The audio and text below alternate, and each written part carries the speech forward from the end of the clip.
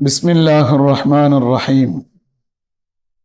ألم تر أن الله يسجد له من في السماوات ومن في الأرض والشمس والقمر والنجوم والجبال والشجر والدواب وكثير من الناس وكثير حق عليه العذاب ومن يهن الله فما له من مكرم إن الله يفعل ما يشاء صدق الله العظيم.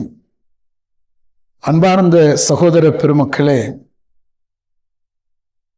எல்லாம் வல்ல அல்லாஹ் தனது அருள்மறையாம் திருமறையிலே சூரத்துல் ஹஜ்ஜிலே 18வது வசனத்தில் மிக முக்கியமான ஒரு விடயத்தை நமக்கு அல்லாஹ் சொல்லித் தருகிறான்.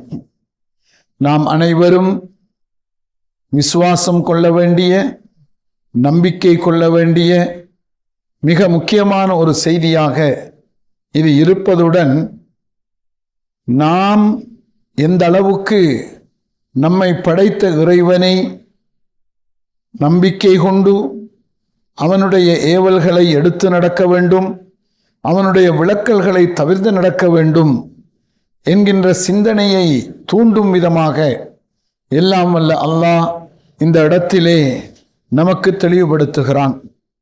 அவன் எப்படி பேசுகிறான் பாருங்கள். அலம் தர அன்னல்லாஹ யஸ்ஜுது லஹு மன் ஃபிஸ் ஸமாவாதி வ மன் ஃபில் அருள். இந்த இடத்திலே கண்மணி நாயகம் ஸல்லல்லாஹு அலைஹி வஸல்லம் அன்னவர்களை முன்னிலைப்படுத்தித்தான் அல்லாஹ் பேசுகிறான். குர்ஆனிலே அல்லாஹ் பேசுகின்ற பொழுது அருமை நபிகள் பெருமானார் ஸல்லல்லாஹு அலைஹி வஸல்லம் அன்னவர்களை முன்னிலைப்படுத்தித்தான் பேசுவான்.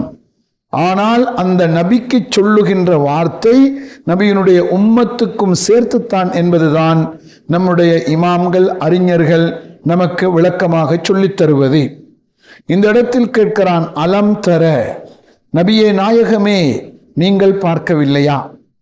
நீங்கள் பார்க்கவில்லையா நபியே என்று கேட்டால், அதாவது எங்கள் ஒவ்வொருவரையும் கேட்டுத்தான் அல்லாஹ் கேட்கிறான். நீங்கள் பார்க்கவில்லையா? நீ பார்க்கவில்லையா? நீ சிந்திக்கவில்லையா? நீ கூர்ந்து கவனிக்கவில்லையா? என்கிற பல்வேறு விதமான அர்த்தங்களை துணிக்கக்கூடிய ஒரு கருத்தாகத்தான் இது இருக்கிறது. எதை பார்க்கவில்லையா? அலம் தர, நீங்கள் பார்க்கவில்லையா? அன்னல்லாஹ யஸ்ஜுது லஹு மன் ஃபிஸ் ஸமாவாதி, எல்லாம் வல்ல இறைவனாகிய அல்லாவுக்கு வானத்திலே இருப்பவை அனைத்துமே அவனுக்கு சிரம் தாழ்த்தி பணிந்து அவனுக்கு வணக்கம் செலுத்துகின்றன என்பதை நீங்கள் பார்க்கவில்லையா? யஸ்ஜுது, சஜதா செய்கிறது என்பதை நீங்கள் பார்க்கவில்லையா? சஜதா என்று வருகிற பொழுது இறைவனுக்கு கட்டுப்படுவது, இறைவனுக்கு பணிவது, இறைவனுக்கு தன்னை அர்ப்பணம் செய்து விடுவது, இறைவனுக்கு முன்னால் தான் சரண்டராகி முழுமையாக தன்னை அர்ப்பணித்து விடுவது என்கிற பல்வேறு விதமான கருத்துக்களை நாம் எடுத்துக்கொள்ள முடியும். இந்த இடத்திலே அல்லாஹ் முதலாவது கேட்கிறான், வானம் அல்லாவுக்கு சஜதா செய்வதை நீங்கள் பார்க்கவில்லையா? அப்படியானால் வானம் அல்லாவுக்கு கட்டுப்பட்டு நடப்பதை நீங்கள் பார்க்கவில்லையா? வானம் கட்டுப்பட்டு நடக்கிறது நாம் அறிகிறோம். வானம் என்பது மிக பிரம்மாண்டமானது. வானத்திலே எத்தனையோ கோள்கள், எத்தனையோ வஸ்துக்கள் அந்த வானலோகத்திலே இருக்கின்றன. அவை அனைத்துமே இறைவனுக்கு கட்டுப்படுகின்றன என்பதை நீங்கள் பார்க்கவில்லையா என்று அல்லாஹ் கேட்கிறான். அதே போன்றுதான் வமம் ஃபில் அருளி, பூமியிலே இருக்கக்கூடியவைகள் இறைவனுக்கு சஜதா செய்கின்றன என்பதை பார்க்கவில்லையா? இறைவனுக்கு கட்டுப்பட்டு அவனை தன்னுடைய இறைவனாக, ரப்பாக ஏற்றுக்கொண்டு அவன் சொன்ன பிரகாரம் அவை இயங்குகின்றன என்ற விஷயத்தை நீங்கள் பார்க்கவில்லையா? இப்போது நாம் எடுத்துக்கொள்வோம், வானம் பூமி என்பது எவ்விதம் இறைவனுக்கு சஜதா செய்கிறது. அதாவது பூமியிலே அல்லாஹ் எவற்றையெல்லாம் படைத்திருக்கிறானோ அந்த படைக்கப்பட்ட வஸ்துக்களுக்கு அல்லாஹ் உத்தரவிட்டிருக்கிறான். உதாரணத்துக்கு சொல்லுவோம், ஒரு மரம் இருக்கிறது. அந்த மரத்திற்கு அல்லாஹ் உத்தரவிடுகிறான், மரம் நீ முளைத்து நீ பழங்களை கொடுக்க வேண்டும் என்று உத்தரவிடுகிறான். இப்போது அந்த மரம் முளைத்து தழைத்து பூத்து காய்த்து பழங்களை கொடுக்கிறது. இப்போது இந்த இடத்திலே அந்த மரம் இறைவனுடைய கட்டளையை ஏற்றுக்கொண்டு அது செயல்படுத்துகிறது. அதே போன்று பூமியிலே ஓடுகின்ற ஆறு இருக்கிறது. அந்த ஆறுக்கு கட்டளை இடுகிறான், ஆறே நீ தண்ணீரை சேமித்து எடுத்து இந்த இடம் வரைக்கும் நீ கொண்டு போக வேண்டும் என்று கட்டளை பிறப்பிக்கிறான். இப்போது அந்த ஆறு எங்கே துவங்குகிறதோ அங்கிருந்து அது போய் சேருகின்ற வரைக்கும் இறைவனுடைய கட்டளையாக அந்த அவனுக்கு இட்ட பணியை அது செய்து கொண்டிருக்கிறது. இவ்விதமாகத்தான் நீங்கள் ஒவ்வொன்றையும் பார்க்க வேண்டும். வானத்திலும் பூமியிலும் என்று சுருக்கமாக நாம் பார்க்கக்கூடியவைகள், நாம் கவனிக்கக்கூடியவைகள் இந்த ரெண்டுக்குள்ளே தான் இருக்கிறது. அதை விட்டுவிட்டு அல்லாஹ் அடுத்து சொல்லுவதையும் பாருங்கள். வல் கமரு, சந்திரன் இறைவனுக்கு கட்டுப்படுவதை, இறைவனுக்கு சஜதா செய்வதை, இறைவனுடைய கட்டளையை எடுத்து நடப்பதை நீங்கள் பார்க்கவில்லையா? நமக்கு தெரியும், சந்திரன் என்பது அதாவது முதல் தலைப்பிறையிலே இருந்து கடைசியிலே அதனுடைய பிறை தேய்பிறை வரைக்குமே ஒவ்வொரு நாளும் அது வந்து போகிறது, ஒவ்வொரு நாளும் வந்து போகிறது, ஒவ்வொரு நாளும் உதிக்கிறது. அந்த சந்திரன் ஒளியை வெளிப்படுத்துகிறது. அந்த சந்திரன் இறைவனுடைய கட்டளை பிரகாரம் செயல்படுகிறது. அதே போன்றுதான் சூரியனை எடுத்துக்கொண்டாலும் அவ்விதம்தான். வஷம்ஸ், சூரியனையும் அல்லாஹ் குறிப்பிடுகிறான். சூரியன் இறைவனுடைய கட்டளைக்கு கட்டுப்படுகிறது. சூரியனை பற்றி சொல்லுகின்ற நேரத்திலே ஒவ்வொரு நாளும் காலையிலே உதயமாக கூடிய சூரியன் அது அப்படியே கொஞ்சம் கொஞ்சமாக நகன்று வந்து உச்சிக்கு வந்து அதன் பின்னால் மாலை நேரத்திலே சாய்ந்து அங்கே சூரியன் மறைகிறது. அந்த மறைகின்ற நேரத்திலே இறைவனிடத்திலே அது கேட்குமாம், யா அல்லாஹ், நான் திரும்பவும் நாளைக்கு உதயமாகி இந்த பூமிக்கு வெளிப்படட்டுமா என்று கேட்கிற பொழுது அல்லாஹ் உத்தரவிட்டால் மட்டுமே அது வெளிப்படும் என்பதாக அருமை நபி ஸல்லல்லாஹு அலைஹி வஸல்லம் அவர்கள் சொல்கிறார்கள். அருமையான சகோதரர்களை பாருங்கள், சூரியன் இறைவனுடைய கட்டளையை, சூரியனுக்கு எப்போது அதாவது நல்ல முறையிலே அதனுடைய உஷ்ணத்தை வெளிப்படுத்த வேண்டும் என்று அல்லாஹ் கட்டளை இடுகிறானோ அதனுடைய இருந்து சூரிய கதிர்கள் மிக உஷ்ணமாக இருக்கும். நடுத்தரமான முறையிலே இருக்க வேண்டும் என்று உத்தரவிட்டால் நடுத்தரமாக இருக்கும்.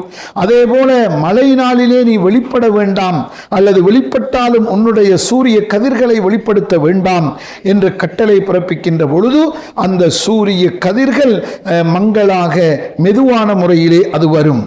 இப்படி இந்த இடத்திலே வஷம்சு வல் கமர், சூரியன் சந்திரன் இவை அனைத்துமே இறைவனுக்கு கட்டுப்படுகின்றன, இறைவனுக்கு பணிகின்றன, இறைவனுக்கு சஜதா செய்கின்றன. வன் நுஜூமு, நட்சத்திரங்களும் அப்படித்தான். நாம் வானத்திலே பார்க்கிறோம். நாம் இங்கிருந்து பார்க்கிற பொழுது லட்சோப லட்ச நட்சத்திரங்கள் தெரிகின்றன. அந்த ஒவ்வொரு நட்சத்திரங்களும் ஒரு இடத்திலிருந்து இன்னொரு இடத்திற்கு நகர்வதை பார்க்கிறோம். இவைகள் எல்லாம் கூட இறைவனுக்கு அவை கட்டுப்படுகின்றன, இறைவனுக்கு பணிந்து நடக்கின்றன, இறைவனுடைய உத்தரவு பிரகாரம் செயல்படுகின்றன என்பதாகத்தான் இந்த இடத்திலே அல்லாஹ் சொல்லிக் கொண்டிருக்கிறான். அதற்கு அடுத்தபடியாக வல்ஜிபால், மலைகளை அல்லாஹ் சொல்கிறான். நாம் எல்லாம் பார்க்கிறோம் மலைகள், அதாவது பல்லாண்டு காலம் ஒரே இடத்திலே மலைகள் இருப்பதை நாம் பார்க்கிறோம். ஆனாலும் கூட அந்த மலைகளும் கூட அல்லாஹ்வுக்கு கட்டுப்படுகின்றன, அல்லாஹ் சொல்கிற பிரகாரம் கேட்கின்றன. அந்த மலையிலே மரம் செடி கொடிகள் வளர வேண்டும் என்று அல்லாஹ் உத்தரவிடுகின்ற பொழுது அங்கே அழகான மரம் செடி கொடிகளை அது அப்படியே உருவாக்குகிறது. அந்த மலை சரிந்து கீழே விழ வேண்டும் என்று சொல்கிற பொழுது அது சரிந்து விழுந்து விடுகிறது. அதுபோன்று மலைக்கு காடுகளுக்கு அல்லாஹ் அங்கே உத்தரவிடுகிறான். வஷஜரு, மரம் செடி கொடிகள், வஷஜரு மரங்கள், இந்த மரங்களுக்கும் கூட அல்லாஹ் உத்தரவிடுகிற பொழுது நீ இப்போதுதான் முளைக்க வேண்டும், இப்போது தலைக்க வேண்டும், இப்போது இறந்து விட வேண்டும் என்று சொல்கிற பொழுது அந்த மரம் செடி கொடிகள் கூட அல்லாஹ்வினுடைய கட்டளையை எடுத்துத்தான் அவை செயல்பட்டு கொண்டிருக்கின்றன. அதே போன்று வத்தவாப், மிருகங்களும், ஊர்வனங்கள் இருக்கின்றன, பறவைகள் இருக்கின்றன, கொடிய விலங்குகள் இருக்கின்றன, பயங்கரமான விஷஜந்துக்கள் இருக்கின்றன. இவைகள் அனைத்தும் கூட அல்லாஹ்வுக்கு கட்டுப்பட்டு கொண்டே அவைகள் செயல்பட்டு கொண்டு வருகின்றன. அதுவைகள் எல்லாவற்றையும் சொல்லிவிட்டு வகசீரும் மினன் நாஸ், மனிதர்களிலும் அதிகமானவர்கள் இறைவனுக்கு கட்டுப்படுகிறார்கள், இறைவனுடைய கடமைகளை செய்கிறார்கள், இவற்றை நீங்கள் பார்க்கவில்லையா என்று அல்லாஹ் கேட்கிறான். இவைகளை பார்க்கவில்லையா என்று அல்லாஹ் கேட்கிறான். இவ்விதம் அல்லாஹ் கேட்பதன் மூலமாக எதை சொல்ல வருகிறான் என்று சொன்னால், நிச்சயமாக உலகத்திலே எல்லா படைப்பும் கட்டுப்படுகிற பொழுது மனிதர்களே நீங்கள் இறைவனை ஏற்றுக்கொள்ளாமல் எப்படி இருக்க முடியும்? வகசீருன் ஹக்க அலைஹில் அதாப், இன்னும் அதிகமான மனிதர்கள் மீது இறைவனுடைய தண்டனையும் விதியாகி இருக்கின்றன என்றும் இந்த இடத்திலே அல்லாஹ் சொல்கிறான். இன்றைக்கு உலகம் பூராவில் பார்க்கிறோம், இறைவனை மறந்தவர்களாக, இறை நிராகரித்தவர்களாக, அல்லாவையும் அல்லாவுடைய ரசூலையும் ஏற்றுக்கொண்ட மக்கள் கூட இன்றைக்கு பொடுபோக்குத்தனமான முறையிலே மார்க்கத்தை புறக்கணித்து அவர்கள் செயல்படுவதை பார்க்க முடிகிறது. அருமையான சகோதர பெருமக்களே, இந்த நேரத்திலே நாம் ஒவ்வொருவரும் விசுவாசம் கொள்ள வேண்டும், நம்பிக்கை கொள்ள வேண்டும். உலகத்திலே இருக்கிற எல்லா உயிரினங்களும் உயிரற்றவைகளும் இறைவனை வணங்கி கொண்டிருக்கின்றன.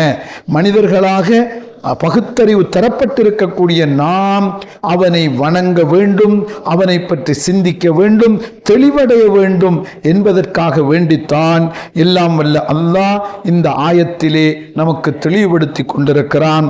நாம் ஒவ்வொருவரும் மேலான குர்ஆனை விளங்கி ஈமான் இறை வணக்க வழிபாடுகளிலே எங்களது வாழ்க்கையை அமைத்துக் கொள்வோமாக. எல்லாம் வல்ல அல்லாஹ் நம் அனைவருக்கும் அருள் புரிவானாக. அஸ்ஸலாமு அலைக்கும் வரஹ்மத்துல்லாஹி வபரகாத்துஹு.